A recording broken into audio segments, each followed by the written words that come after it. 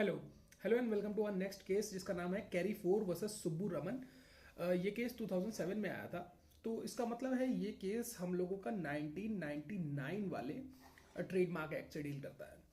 तो इस केस के मतलब लीगल पॉइंट ऑफ व्यू में उतरने से पहले इस केस के थोड़े फैक्ट्स को समझ लेते हैं, क्योंकि इस केस में फैक्ट्स का ही सारा खेल है। तो कैरी फोर एक कंपनी रहती है। कैरी फोर एक फ्रेंच वर्ड है जिसका मतलब क्रॉस रोड्स होता है। क्रॉस रोड्स, तो क्रॉस रोड मतलब हम लोगों को पता है चौराहा। तो इस वर्ड की इतनी इंपॉर्टेंस नहीं है, इंपॉर्टेंस है इस कंपनी की। ये कंपनी एक डिपार्टमेंटल स्टोर टाइप का बिजनेस रन करती है, और इस कंपनी का कंट्री ए, country B, country C, country D, हर ऐसी बहुत सारी कंट्रीज में इसका ट्रेडमार्क रजिस्टर है, अलग अलग प्रोडक्ट कैटेगरीज में। इंडिया में भी इस कंपनी का ट्रेडमार्क रजिस्टर्ड है अलग अलग कैटेगरीज में। मतलब कि मान लीजिए कि एक रिटेल स्टोर नाम से अगर हो सकता है, या फिर और कैटेगरीज है। बस एक कैटेगरी में जो नहीं था, जो कैटेगरी हमारे लिए रेलेवेंट है, वो है फर्नीचर की, फर्नीचर कैटेगरी। तो भाई जो यहाँ पे जिस बंदे के ऊपर इस कंपनी ने केस किया, वो बंदा जाता है ट्रेड रजिस्ट्रार के पास, है ना, और अपनी फर्नीचर बनाने वाली कंपनी को क्रॉस रोड्स नाम से, सॉरी कैरे फोर नाम से रजिस्टर करा लेता है। तो जब इस कंपनी को पता चलता है तो ये केस कर देती है। पता चल गया क्यों केस होता है, क्योंकि भाई फर्नीचर कैटेगरी में रजिस्टर नहीं था, इसने उस कंपनी को रजिस्टर करा लिया, तो सामने वाले ने केस कर दिया। अब थोड़ी टाइमलाइन समझ लेते हैं कि कब क्या क्या हुआ। मान लीजिए कि इसकी कंपनी स्टार्ट हुई 2003 में। 2004 से 5 के बीच में रजिस्ट्रेशन ट्रेडमार्क वाला सिस्टम हुआ, इसमें जो प्रोसेस था। उसके बाद 2007 के स्टार्टिंग में इस कंपनी ने, जो कैरी फोर जो बाहर की कंपनी थी, उसने केस कर दिया। अब केस कर दिया तो जो सामने वाले जो कंपनी थी, जिसने इंडिया की जो कंपनी थी जिसने फर्नीचर में रजिस्ट्रेशन लिया था, उसने 7 कंटेंशन दी। तो सारी कंटेंशन मैं लिख के लाया हूं यहाँ पे। 7 कंटेंशन दी, ये 7 कंटेंशन, और ये 7 कंटेंशन इंपॉर्टेंट है। और ये 7 कंटेंशन हमें ट्रेडमार्क के अलग अलग पर्सपेक्टिव और अलग अलग एरियाज और अलग अलग टॉपिक्स के बारे में एक्सप्लेनेशन प्रोवाइड करेंगी।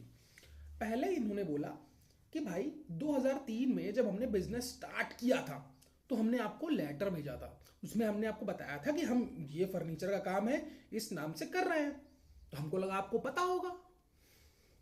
तो भाई जज ने कहा कि ये जो लेटर है, तो जो आपने केस फाइल किया है इसमें है ही नहीं। तो सामने वाले से मांगा अपीलेंट से कि भाई आपने अपील तो कर दी सामने वाले पे, पर आपने लेटर नहीं दिया। तो जो काउंसिल थी, मतलब जो सामने वाले का काउंसिल में वकील जो भी हो, उसने कहा सर ये जो लेटर मिला था वो पिछली काउंसिल को मिला था, और पिछली काउंसिल ने हमें इन्फॉर्म नहीं किया, इसलिए हमें लेटर लगा नहीं पाया। ठीक है। और फिर कोर्ट में ये लेटर जमा होता है, तो जजेस इस लेटर को कंटेंट, इस लेटर में क्या कंटेंट था वो देखते हैं, और उस कंटेंट से देख के कहीं ऐसा नहीं लग रहा है कि इन्होंने कुछ बहुत ज्यादा इत्तला कर दी, इनको बहुत ज्यादा बता दिया। इन्होंने बस नॉर्मल बेसिक चीजें बताई थी कि हम एक कंपनी है जो फर्नीचर का काम कर रहा है, बस एक लेटर में था, लेटर में कुछ इंडिकेटिव नहीं था। तो इस कंटेंशन को भी जज ने मना कर दिया, कहा कुछ इसमें सब्सटेंटिव कंटेक्चुअल हम लोग कुछ मिल नहीं पाया, ताकि हम आपके क्लेम को वेरीफाई करके आपको ट्रेडमार्क दे दें, है ना। उसके बाद दूसरा कंटेंशन इन्होंने दिया कि भाई इंटरनेशनल रेपुटेशन नहीं है इस ब्रांड की, है ना भाई। आप किसी ट्रेडमार्क को तब प्रोटेक्ट करेंगे जब उसकी इंटरनेशनल रेपुटेशन होगी। देखिए, इंटरनेशनल रेपुटेशन बहुत सारे ब्रांड्स की है। मैं एग्जांपल मतलब देना तो बहुत छोटा हो जाएगा, पर जैसे फॉर एग्जांपल मान लेते हैं कि नाइकी, पूमा, एडिडास, स्टारबक्स और H&M, जारा और गुची, अरमानी, जो बड़ी कंपनी है जो ऑल ओवर वर्ल्ड, जिनकी जो बाउंड्री होती है ना, नेशनल बाउंड्री, वो इनको डिफाइन नहीं करती है। ऐसे प्रोडक्ट, ऐसे ट्रेडमार्क को हम लोग कहते हैं कि ये इंटरनेशनल रिकॉग्निशन मिल चुका है इसको। तो कैरी फोर भी एक ऐसा ही ब्रांड है। मतलब मोस्टली लोग नहीं जानते होंगे, पर जिस कंपनी में रजिस्टर्ड है, मतलब कोर्ट देखता है प्रेजेंस कैसी है। तो इंडिया में प्रेजेंस है, इंडिया में अलग अलग कैटेगरी में ट्रेडमार्क रजिस्टर है, बाकी अलग ओवरऑल मतलब 10-20 और ज़्यादा ही कंट्रीज में, मतलब 20+ कंट्रीज तो जितना मुझे याद आ रहा है कि उसमें इसके ट्रेडमार्क रजिस्टर अलग अलग कैटेगरीज में। तो इसका मतलब इंटरनेशनल रेपुटेशन है। इंटरनेशनल मतलब एक देश, अगर इंडिया से भूटान भी कोई कंपनी चली गई तो वो इंटरनेशनल हो गई, मतलब बाहर चली गई। हाँ, कोई कंपनी अगर मान लो भूटान की कोई कंपनी यहाँ आती है तो वो भी फॉरेन कंपनी होती है, तो इंटरनेशनल रेपुटेशन उसकी भी है। ऐसी कंपनी जिसका इतने सारे देशों में ट्रेडमार्क रजिस्टर्ड हो अलग अलग कैटेगरीज में, वो तो इंटरनेशनल रेपुटेशन पा ही चुकी है। तो इस कंटेंशन को भी मना कर दिया गया। तीसरी बोला गया कि भाई ये तो वेल नोन ट्रेड मार्क ही नहीं है। अब वेल नोन मार्क क्या होता है? Well known mark, well known mark, नाम से पता चल रहा है वेल नोन, आपको पता है, जो जाना जाता हो। मार्क मतलब चिन्ह, ऐसा चिन्ह जो जाना जाता हो, वेल नोन हो। मतलब आप किसी गांव में भी अगर जाके पूछें कि शाहरुख खान को जानते हो, तो लोग शाहरुख खान को जानते हैं, शाहरुख खान वेल नोन है ना। अमिताभ बच्चन को जानते हो, तो अमिताभ बच्चन वेल नोन है ना। अब जैसे आप किसी गांव में जाएं और बोले कि भैया टीवी या फोन कुछ लेना है, तो सामने वाला बोलेगा सैमसंग का ले लो बाबूजी, सैमसंग बहुत अच्छा कंपनी है ना। जैसे एमआई, गांव में, मेरे भी गांव में मोस्टली लोगों के पास एमआई का फोन है, तो एमआई की रेपुटेशन बहुत अच्छी है। एमआई एक वेल नोन ब्रांड हो गया है एक जगह पे। For example well known brand, international boundaries हटा दो, मतलब इंटरनेशनली हम लोग नहीं जानते, मान लेते हैं कि ये यूपी है ना। यूपी का एक 3 पार्ट में डिवाइड हम लोग कर देते हैं। यहाँ है बनारस, तो बनारसी साड़ी तो वैसे तो वर्ल्ड फेमस है, पर मान लेते हैं बनारसी साड़ी इस इलाके में बिकती है ना। और एक ही आदमी जो बनारसी साड़ी बनाता है, और उसने बढ़िया बनारसी साड़ी का ये लोगो रख रखा है। यहाँ जो भी लोग रहते हैं, अगर ये लोगो देखेंगे तो जानेंगे कि इसी का है। जितनी औरतें रहती हैं जो साड़ी खरीदती हैं, जितने हस्बैंड रहते हैं जो अपनी औरतों के लिए साड़ी खरीदते हैं, वो ये लोगो देखते ही इस कंपनी को बोलेंगे और एक ट्रस्ट आ जाएगा उनके। तो इस इलाके में ये जो ब्रांड है ये वेल नोन है।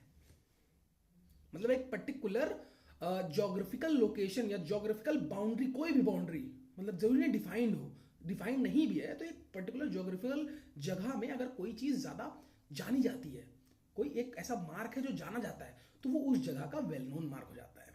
तो ऐसे कुछ वर्ल्ड वेल नोन मार्क हैं जो पूरे वर्ल्ड में जाने जाते हैं। कुछ रीजनल हैं, कुछ नेशनल हैं, कुछ स्टेट में हैं, कुछ प्रोविंशियल हैं। तो ऐसे वेल नोन मार्क अलग अलग जगह के होते हैं। तो बोला कि ये तो वेल नोन मार्क ही नहीं है। तो कोर्ट ने बोला कि आपकी जो कंटेंशन है वो बिल्कुल समझ में नहीं आ रही है। ये बहुत साफ साफ on the prima facie basis दिख रहा है कि भाई ये वेल नोन मार्क है ना।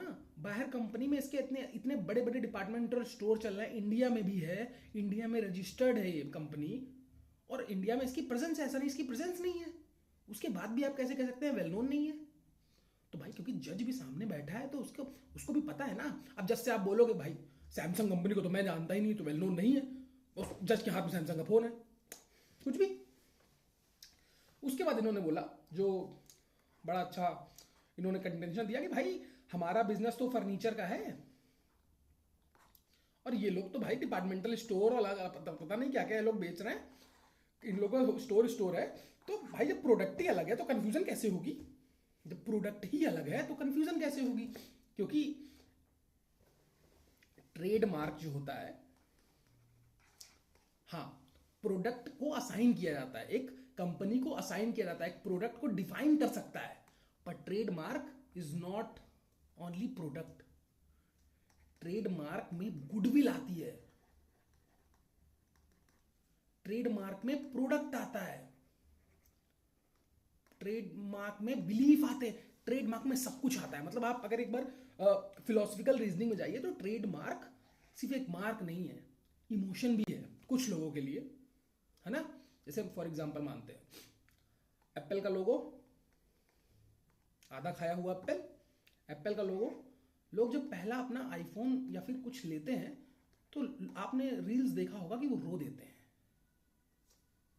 तो एक जो मार्क है वो इमोशंस भी साथ में रखता है, गुडविल साथ में रखता है। प्रोडक्ट तो बहुत बाद में आता है, तो मान लेते हैं कि एक ऐसा ही कंज्यूमर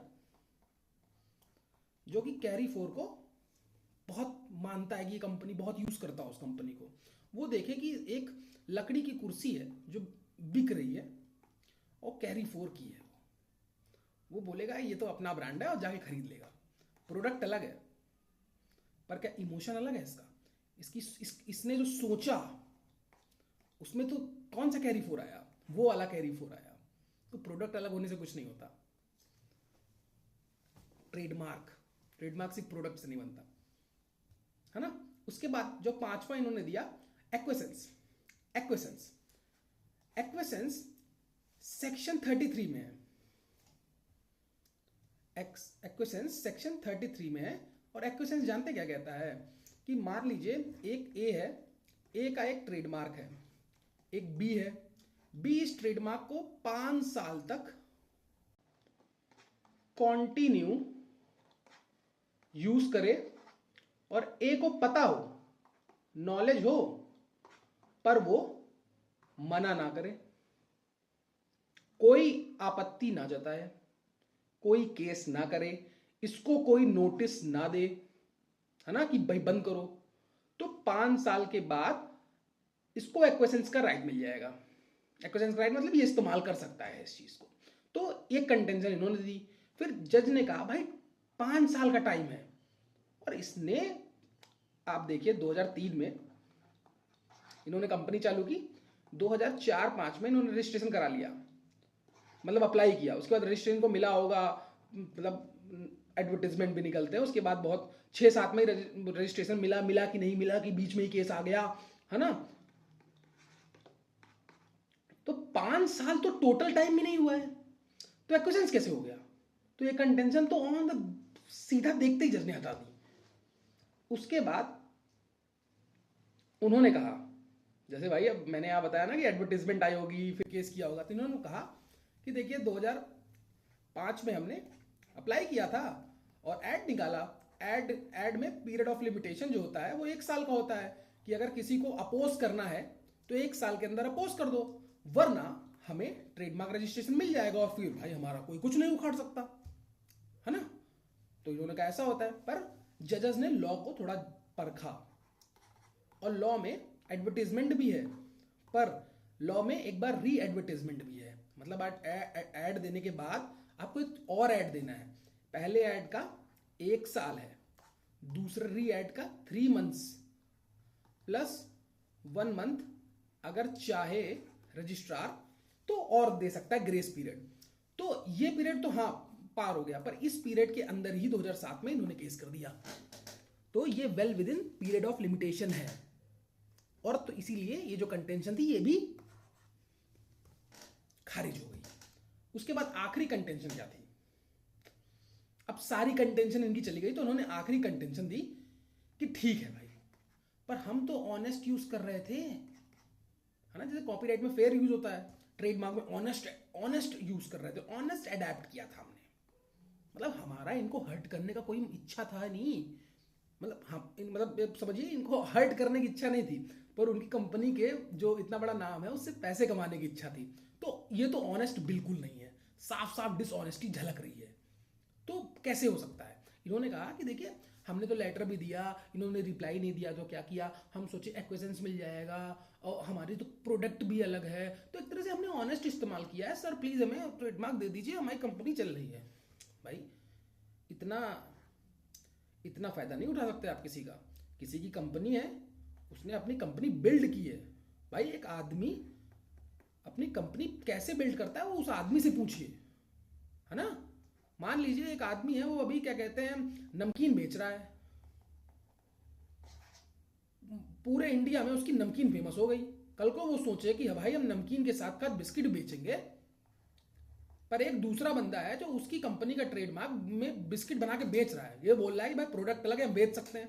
तो इस बंदे के साथ कितना बड़ा इनजस्टिस है ना। यही लॉजिक इस केस में है कि इनजस्टिस नहीं होना। लॉ का एंड पर्पस क्या है, इनजस्टिस नहीं होने देना। जिसका जो राइट है उसको वो राइट मिले, जिसकी वो प्रोटेक्शन है वो प्रोटेक्शन कम से कम वो पा तो पाए। डिसऑनेस्ट यूज करके आप ये उम्मीद नहीं कर सकते कि जज आपको प्रोटेक्ट कर लेंगे ना। तो भाई इनको जो ट्रेडमार्क था इनका कैंसिल कर दिया गया, बोला गया भाई ये कैरी फॉर जो मेन कंपनी है उसी का है, आप इस्तेमाल नहीं कर सकते और जल्दी से जल्दी बंद करिए आप यूज, है ना। Thank you.